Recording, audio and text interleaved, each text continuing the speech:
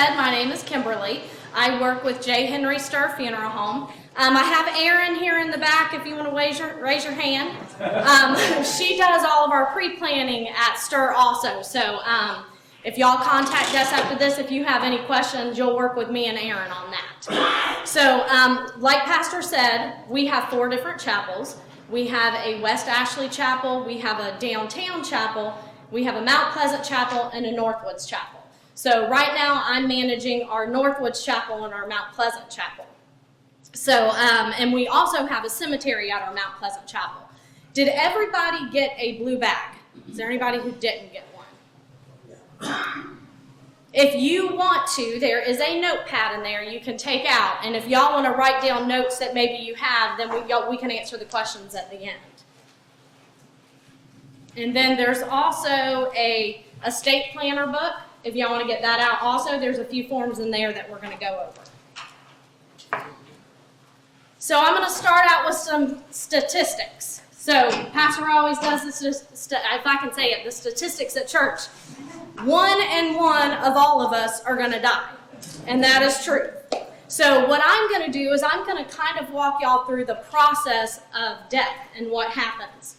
The first thing that's going to happen is there's going to be, most of the time, 3 ways that somebody's going to pass away, or they're going to pass away at a certain place. The first one is going to be a home death or an accident or something like that. At that point, you're going to pick up the phone if you're with your loved one, and you're going to dial 911. And then they will send the coroner to that location. They'll come to your house, or they'll come to the accident scene, whatever it may be. The second option is if you're under hospice care. And if you're under hospice care, then at that point, you're going to have to let the hospice nurse, they're going to ask you different questions about what funeral home you want to use and those type things. So then you're going to let the hospice nurse. So once your loved one passes away under hospice, you're going to call that hospice nurse immediately when the death takes place. The third option that you're going to have is a hospital. So if you pass away in the hospital, of course you're going to let the nurse know, you know, they'll come in there, and then you'll let them know what funeral home you're going to use. And then at that point, you know, they will dispatch us to come and pick up and bring in our care. So in all of those options, let's just say that it happens at 2 o'clock in the morning. The funeral home is not going to call you at 2 o'clock in the morning to make arrangements. What's going to happen is the next morning, about 8:30, 9 o'clock, we'll pick up the phone and we will call you and schedule you a time to come in. Now, on that initial call, I kind of want to go over the questions that we're going to ask. So the first thing that we're going to say is, of course, we're sorry for the loss of your loved one.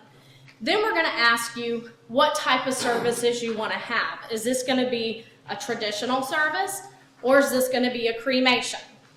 And we do offer 3 or 4 different types. And I'm going to go through what each one of those entail. So we have what a traditional service is. That's where, you know, you're usually embalmed, placed in a casket, and then you have like a visitation, and then you have a service, and then you have a burial somewhere. So that would be what would be considered a traditional cremation. Does everybody know what embalming is?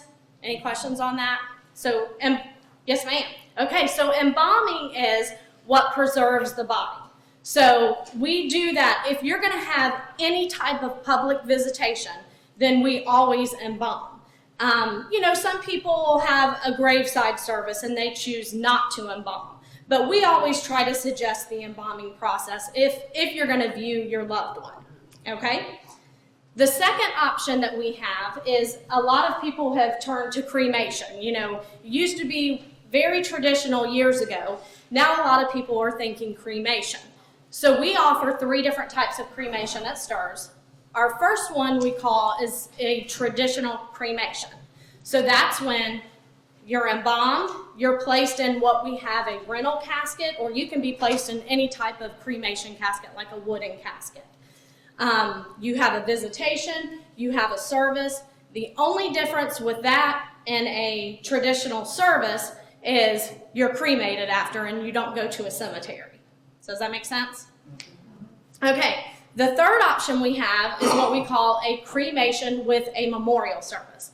So that is when your loved one is cremated, and then we schedule usually a service about a week out, and then you have a service at, our chapel or at our church or wherever you'd like to have it at. And then our last option is just a basic cremation. That's where your loved one's cremated, you come pick up the cremated remains, and then you take those with you. We don't do any type of services.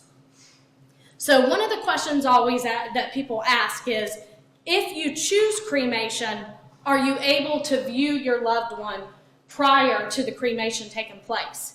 And that's one thing that we are very big at STIRS with, is we really want you to have that time with your loved one.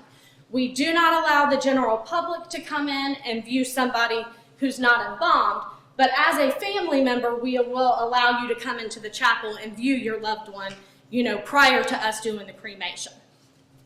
Okay, so I kind of wanted to talk through cremation a little bit, because people just think that you can decide on cremation and then come make your arrangements and they can just be cremated. And that is not that's not how that works. So South Carolina has a state law that the legal next of kin has to sign for the cremation. So in our state, it starts with a spouse. So a spouse can sign for their spouse's cremation. If both spouses or have passed away, then it goes to the children.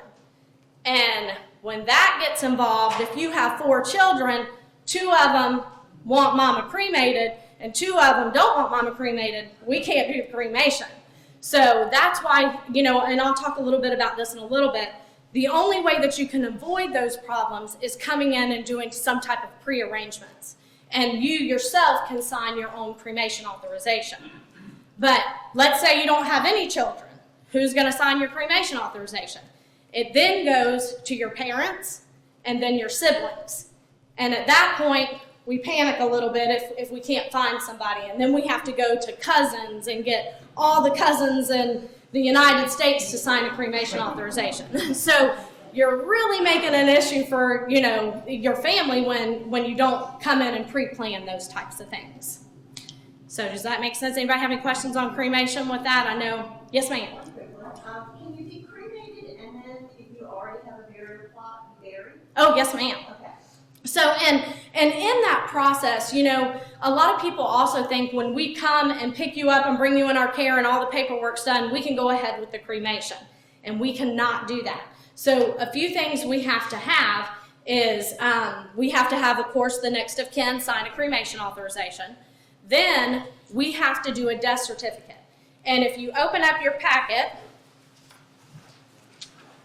it's going to be the South Carolina Certificate of Death Funeral Home Worksheet. So this is all the information that we need to have for the death certificate. And when you look through this, there's a lot of information that maybe your children will not know. And one of those questions on there that always stumps people when they come in to make arrangements is their grandmother's maiden name. So, you have to know whoever's passed away, their parents' maiden name, the mother's. So that a lot of times, that's why I like everybody to know these things prior to coming in, because a lot of times we have to put unknown on a death certificate because the family doesn't know those things. So, but once we get done with that death certificate, we in turn put it into a program that we send to the doctor. The doctor then has to sign the death certificate, and then we have to get permission from that county to do the cremation. So it usually is about a week process. So if we do a burial of an urn, we always try to schedule it about a week out. So, and a lot of times we can do it like the cremation with memorial service, where the cremation takes place, we have the service, and then we can go to the cemetery with the urn. So, and then of course with the basic cremation, you would just come pick up the cremated remains when we had everything ready. So with the order of precedence, like I said, that's one thing that I always try to, I know they've talked a lot about speaking with your family. You really need to take that time to talk to your family and let them know what your wishes are. Because when you have a lot of kids involved, it totally changes things. And we can't just go by what one says, we have to go by what the majority says. And the state of South Carolina has a law that is majority rules. So that means if there's 3 out of 4 kids, we can proceed with the cremation with 3. But us at STIRS, we really don't like to do that unless we have to. We really like to take everybody's words into consideration. Okay? And then at that point, I'm going to ask you those questions. If you say traditional cremation, I'm going to get information about embalming, and I'm going to ask you if it's okay if we go ahead and embalm. Because if you're going to have a traditional service with a viewing, that's something that we need to do. And we like to do that process sooner than later. Okay? So, and then what we'll do at that point is make an appointment for you to come in to make those arrangements. Now, in making those arrangements, that sheet that I just gave you, this is going to be all the information that we need. So this is going to help us with the death certificate. So that's the first information that we're going to get. The second information that we're going to get is information for an obituary. So we will help y'all through that. So one of the things that you can go ahead even now and start doing, and this is individual estate planner, there's places in here that you can actually go ahead and put some information down. Is maybe information of things that you enjoyed doing. Of course, if you're a member of a church, we're going to put all that information in the obituary that, you're a member of Miles Road or whatever church you're at. And then we'll get just some information about, what you did for your life, like your occupation. So that's one of the questions on the death certificate, is it does ask you what your occupation was for your whole life. And the state does a census on that, so that is something that we have to ask and put on the death certificate. Okay? Also in here, if you open up, I have a checklist. And this checklist is going to help you know the different types of things that we're going to need. If you choose a traditional service, then of course we're going to need clothes, a photo that we can use for cosmetic purposes, all those different information. Okay, so in speaking of cemeteries, a lot of people have misconceptions about cemeteries. So they think, of course, being at our Northwoods Chapel, it's right down the road from Carolina Memorial Park.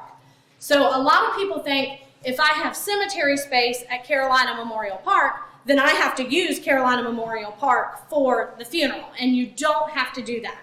You can use any funeral home that you would like, and they'll go to any cemetery. So just keep that in mind when you're making your arrangements also. So like we have a cemetery at Mount Pleasant, Memorial Gardens, that attaches right to our chapel out there. And you don't have to use that one, you can go anywhere. So just keep that in mind when you're making, your final plans also. Anybody know what a vault is? Okay, so the state of South Carolina around here, because we are under sea level, every cemetery in this area requires a vault. So a vault is a big, huge concrete base that the casket is placed down into. And then of course that's buried in the ground. And that does protect the casket. It protects the casket from, floating up and floating away. So these areas around here do require that. Another thing that I like to go over too is a national cemetery. How many veterans do we have in here? Well, thank you all so much for your service. So, just so y'all know, with being a veteran, if you have a DD-214, you can be placed in any national cemetery. So South Carolina, I think, has 3 national cemeteries. We have one in Columbia, Fort Jackson. We have Beaufort National, which is absolutely beautiful. And then we have, I think there's one in Greenville, up in that area. So just keep in mind, because when you're making your funeral arrangements, you can be placed at that national cemetery and you have no cemetery fee, cost on that.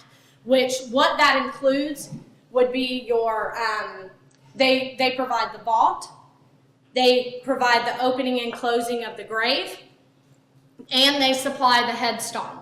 So a lot of veterans come in and think, oh, my funeral is paid for because I'm a veteran and we have veteran benefits. That is what your veteran benefits are. It's not the actual funeral expenses, it's just the burial expenses are paid for. And that is only if you use a national cemetery. So just keep that in mind also. And I'll tell you, I mean, anybody who's been buried, I mean, that if you go to a national cemetery, it's going to save you about $3,000 or $4,000. So also, if you want to keep that in mind. We also will get what we call a DD-214 for any veteran, and we can have military honors at the service.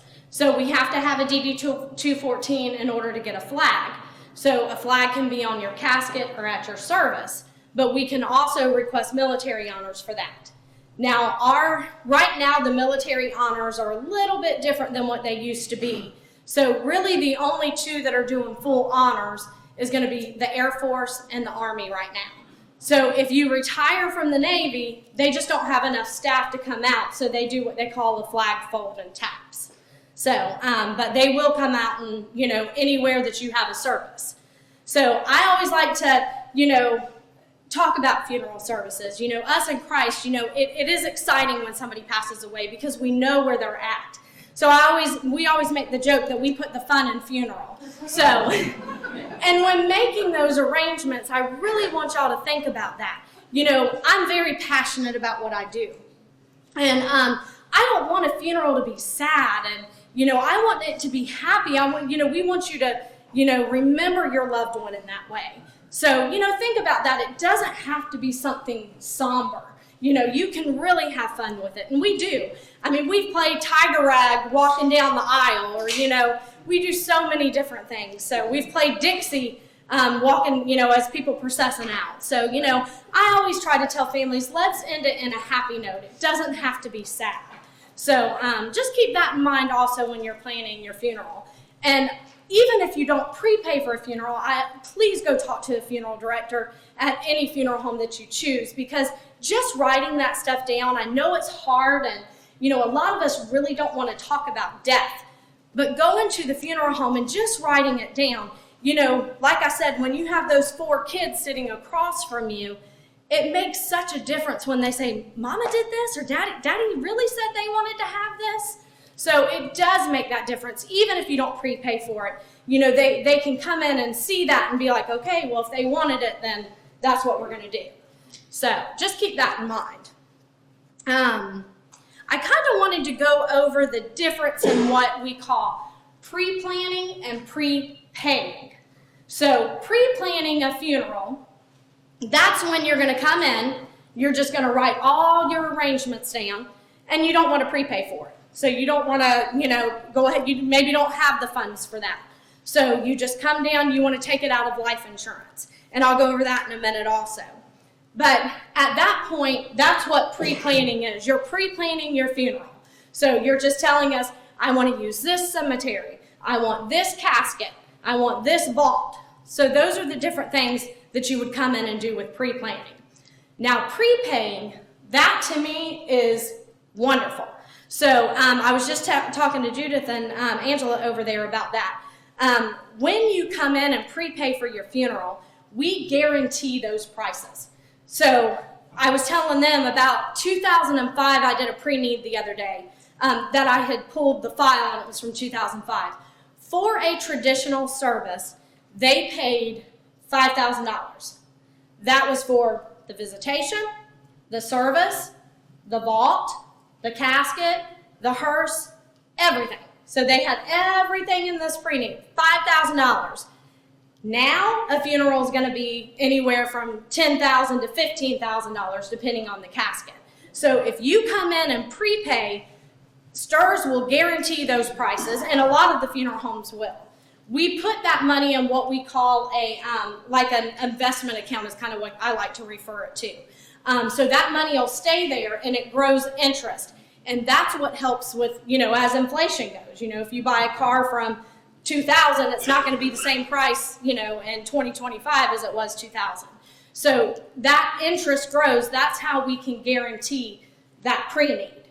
So the only part of the pre-need that we don't guarantee is cash advance items. And that's going to be like if you put opening and closing at a cemetery, your death certificates. You could prepay for it, but we don't guarantee those prices because those prices can change. So I put an opening and closing from a pre-need. They paid $800 10 years ago for the opening and closing. And now, I know Judith can tell you, it was over $2,000 for the opening and closing. So we actually had done that on a guaranteed contract. So we lost, like, I think it ended up being, once we got the funds back, we and the funeral home itself ended up losing like $700 because of that. But that's, like I said, but it's good to go ahead and put it in there, and then just at time of passing, if it's more money, then we'll just collect the extra at that time. But like I said, it's always important to prepay. And a lot of people think, well, I have life insurance, I don't need to prepay. Life insurance really is not for funeral expenses. Life insurance is more for you to live off of. So when you come in and prepay something, that's actually for the funeral. So just think about those type things. And I know Aaron, if anybody is interested in that, you can speak with me or Aaron, but we have some great plans that, you know, we can do also through that, where you make payments and things like that. So let's say you pass away and you have life insurance.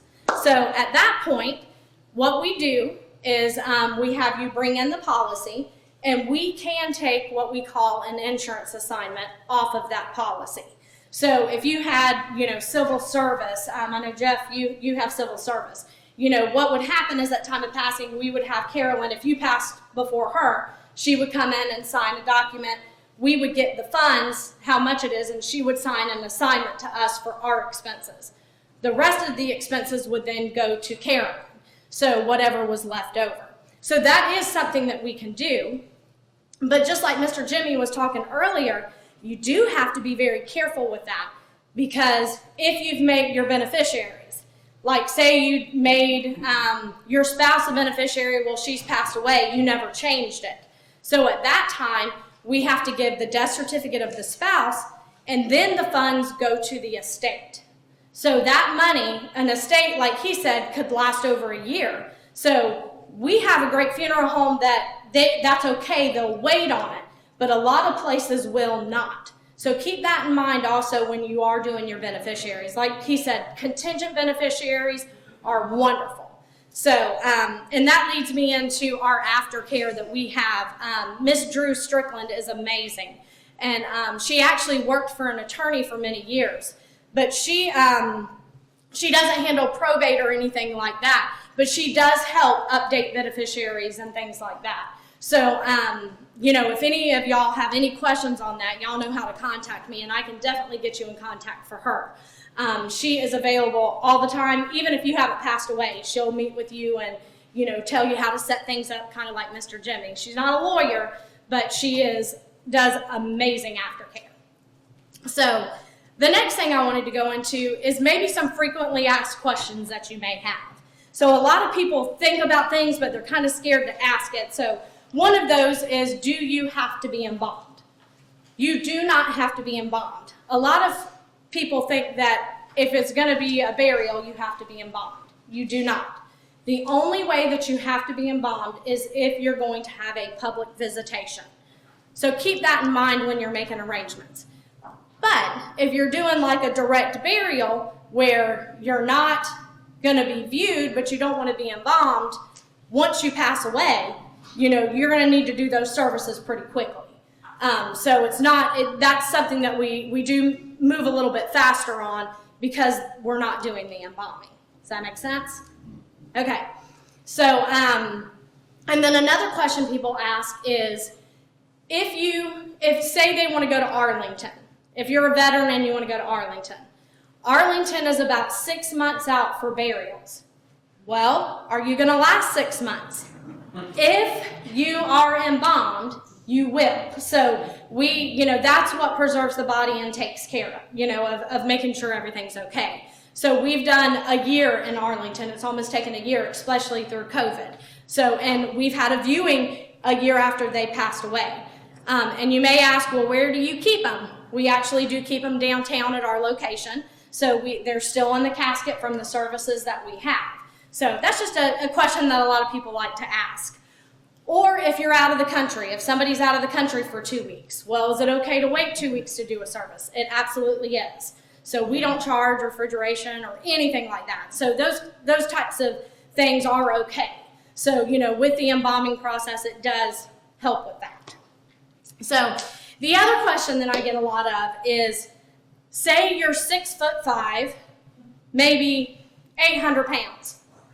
Do you have a casket that will fit? Absolutely. So we do not cut off the legs. So just that is definitely a misconception. So fun fact, maybe it's a fun fact, when you're embalmed, whatever position you are embalmed in, that is how you will be. So if you're embalmed with your hands next to your side, I can't move them over here at that point. So we actually have to embalm you with your hands like this. So we've had people request, can you put me on my side? That's the way I like to lay. You can be, and we can embalm you that way. So what we do, just if you want to know, is we move your knees up. So your knees would just be up a little bit with embalming. And you're not going to be able to see that in the casket because it's going to be covered. So, and then, of course, oversized caskets do not come in different lengths, but they do come in different widths. So we go up to like a 38 width casket. So, but I also like to say if we have to do that, keep in mind that the vault is going to be more expensive. Because at that point, we have to get an oversized vault. A standard vault is 30 inches, and if you have a 40-inch casket, there's no way it's going to fit in that 30, so we have to do an oversized one. So, and another thing, like we do a lot of burials like out at Magnolia. Everybody know where Magnolia and Bethany Cemetery is? Yeah, it's beautiful out there. It's the old cemetery downtown. And one of the things they have out there is a lot of the graves are real close together. So a vault doesn't fit there. So you actually have to pay a little bit more, and you have to get a stainless steel vault. So it makes it a little bit smaller that the casket will go in. So the next thing is, say you have a husband and wife. The husband wants to be cremated, but the wife wants to be buried. Can you bury them together? With us, yes, you can.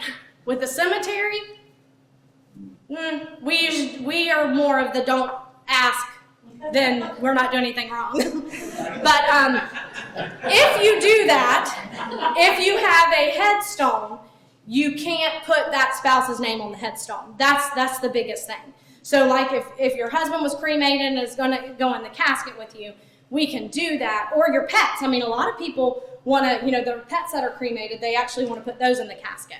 And we can do that, but you just can't put, your spouse's name on that tombstone.